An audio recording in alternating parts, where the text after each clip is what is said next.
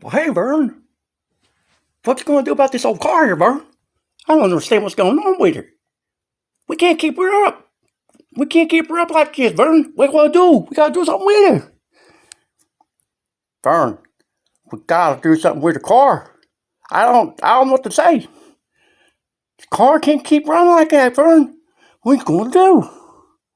Vern, you gotta listen to me, Vern. You gotta listen to me. The car has to do better. It's been better than that, Vern. Don't you understand that, Vern? We gotta get her going right. Vern, Vern. Listen to me, Vern. We gotta get her right, Vern. Well, fellas, I won the bet. I always said I could be uglier than I am, and I just proved it. But listen here, Vern. We do gotta get her right. Gotta get this car right. Cause I want to tell you something. I'm having no fun with her like this, here, Vern. Old car didn't do so good, fellas. Just like I told you guys, tried to do what we could. Kind of went to the speed shop to try to get our fittings. And for some strange reason, this guy that I thought was a really good guy, Ben Pilla, decided to be really obnoxious to me. And I can't figure out why. All I needed was a couple of A-N fittings to put the pump on. That's why the car, old Sleepy, is still the same as she was, because we took her down the way she was with 1 pound, 2 pounds of fuel pressure, just to get the rust off the old shift knob. So, here we are, guys. Back to square one. And I'm going to have to see where we go from here. Because now I have to wait to see what I'm going to do about getting these fittings. Summit, Jags, look pretty good now. Try to give the old guy in town here, well, down the road. I try to keep business where it's local and help people out like that, but hey, if it's going to be like that, I'm not mixing the guy's name or the shop it came from, the Ben Pilla Speed Shop, you, Lou. I don't know what's wrong with you, but you had no reason to yell at me, buddy. You had no reason to say you didn't want that pump to get the F out of your place and to use the capital F words more times than I've used it in my lifetime. And I talked to a friend of mine, and he had the same thing happen over some carburetor gaskets. So, therefore, I can't even take it personal. But I'm going to tell you something, guys. If we're being treated like this at these places, I don't know how these people stay in business. The guy even said, I quote, I don't need old crap like this here, like I did 30 years ago. Guys, when's the last time you carried a pump into a Vance or someplace and asked for a fitting for it or a part, and you didn't quite know what it needed, so you took it in to match it up? Did anybody scream at you? Did anybody say, hey, get that out of here? You know, and I had it all cleaned off as a thing. I had the pump where it was cleaned off. It wasn't filthy.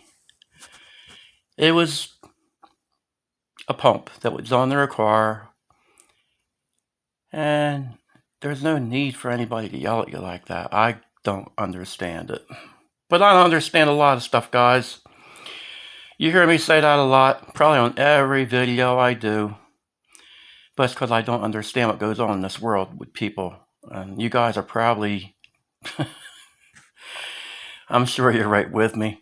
I talk to a lot of people. They have similar stories all the time. But anyway, we're going to try, guys, to get this car. You guys are interested. And what's really got me toward thin now is you guys want to see the truck running. I couldn't make up my mind what way to go with that.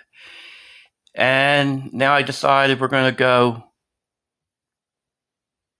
the old way. that used to be. That was my original plan. And then we're going to upgrade it as we go. So I asked people's input. Everybody has a little different insight on it. And both my sons, one wants it left how it is, and then my other son wants it how it used to be. We're going to do both. We're going to get it running how it is. I decided to put the motor in stock how it is, somewhat stock. I don't know, I might throw a cam. I don't know what intake I'm putting on it. I'd like to just, if I'm going to do it that way, stock, I'd rather just go. I had the stealth intake, which that was my favorite back in the day, but I want to try to get, I think, a performer for stock. And then as I do the heads and put the dove heads on, change combinations like that. Plus you guys get to see what does what. And it'd be kind of neat if I can see if I get this low compression motor to run 12s in this truck. Not a big deal. It's just that the old 8-to-1 motor didn't go that fast. So it'd be a whole thing like going back 30 years ago, whatever it's been. How long has it been? I don't know. Back in 87. My brain's not working, guys, so you guys can figure it out. But anywho, we're going to do that. We're going to do the truck. You guys want to see it. I just need the time to do it. I'm going to start out by just cosmetics things. It's not going to be anything heavy. It's not going to be an overnight thing, but we're going to do it. And I hope you guys can help me out because it needs cleaning out. And that's going to be a day's worth of work right there, taking all the crap out of it. But anyway, guys, I appreciate you fellas hanging in there with me. I keep telling you that because I do. And I feel like you're really my friends. And we're just going to take it from here on and see what we can do with the car, get it better. And why I have you here, I made a statement about, I don't know if you guys seen the other video I made about the Godzilla. I was pretty upset about that engine, but guess what? Some genius turned it around. I don't know if you guys have seen it. I tell you guys leave comments, didn't realize the comments were off on my channel. So that's another bowl-breaking experience. I didn't realize it. Hey, fellas, leave a comment. Thank you. You know, I want your input. And then it's not on. So another truck went up for me again. But anyway, that's my plan with the truck. The car, that's another plan. And like I said, I started to get back on the Godzilla thing. The guy did make 795 horsepower. And that's exactly what I knew that engine was capable of doing. And that's something here. I think from here on in, you're going to have some guys really nervous about that engine. Because if he pulled that out and actually aspirated, which I knew it could be done, it should be done. It's only doing what should be doing. That's my opinion. But fellas, you know what goes on now with this. Turbo, Pro Charger, whatever. A good nitrous shot. There's some nervous people better be out there that's afraid of some Ford stuff, because I think you're going to see some nasty stuff coming now once they get this all figured out. And I think it's all in with the way the cams are set up, with the way the computer runs the cam timing. That's what I think. I don't know if I'm exactly right. I talked to a buddy of mine. He was on the lines of that and explained a few things better than what I know about it. So that's where we stand with these things, and that's what I want you to realize. I'm trying to get things done. It's just taking time. It's not something I can do overnight between my job and different things going on. And I'm trying to get some heads done for my son's car. He's trying to put his engine together. So you guys know how that goes. But I'll keep you guys posted. I'm going to try to get the Mustang back down as soon as possible and get it straightened out. I can't get mad at the car because it's running how it's running because with no fuel pressure, it's breaking up. I'm not going to try to speculate on why it's breaking up when it has no fuel pressure in the first place. That's one of the issues. I'm thinking it might have bad dowel springs again. I don't know.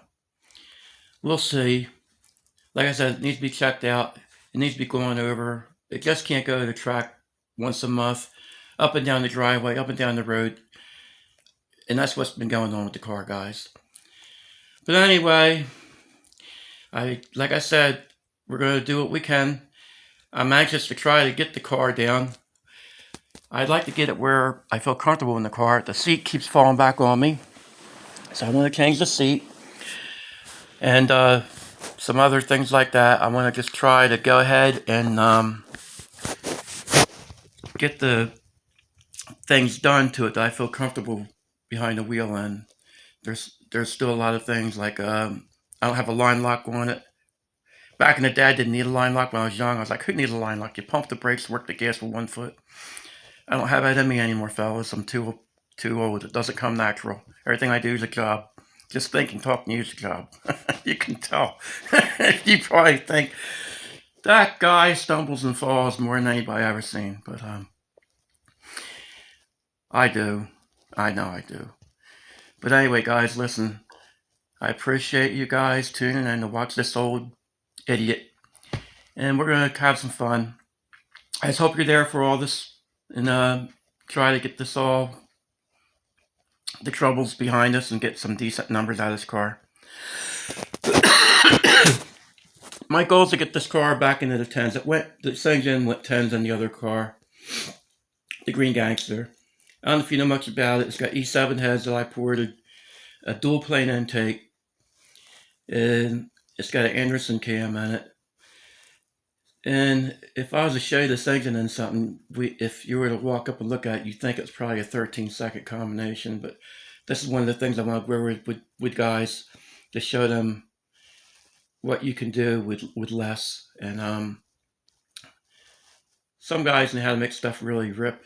And other guys, they can put $1 million in something. You guys know what that's like. I know some real guys that can get things running pretty good. A lot of my friends, they've had things above average. I had one friend, he used to say, you know how you always say my car's above average? I was like, yeah, I do. He says, this actually runs how it should. He said everybody else's cars just don't run how they should. I never believed him on that. And now I started seeing his point about it. I was like, well, he really was dead on with that.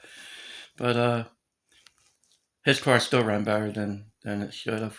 When you have speed shops coming from all over and you're out there beating them, and they have cars 1,000 pounds less, and you're beating them up at the time.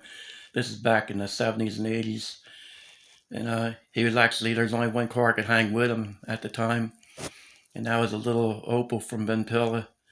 And it made me laugh to think this Nova was out there with a turkey roast pan hood scoop and a forklift headlight hanging off the bumper. And he's out there carrying the wheels out and beating that car most of the time. So, it was fast for its time. But listen, guys, I'm rambling. I just like being able to tell you guys some stories and stuff. I don't know if you're interested. If you're not, if I run off the mouth too much, you can tell me. Just say, hey, we'd rather hear the work stuff, head related. But if you enjoy the small talk, I feel like you guys are my friends. I feel like people like talking about cars, and things like that. So I try to tell you some stories, give you some, like I said, my old input. All right, guys. Y'all take care. Have a good night. And I'll be trying to put some more stuff out there. As soon as I have some way of knowing what I'm doing here and make it worthwhile to put the stuff on. I didn't really want to put another video out there until I had more information to tell you guys, but I just thought it's better to at least let you know somewhat what's going on. So that's why I'm posting this tonight. All right, so for probably the 5th time, I'll catch you guys later. Have a good night.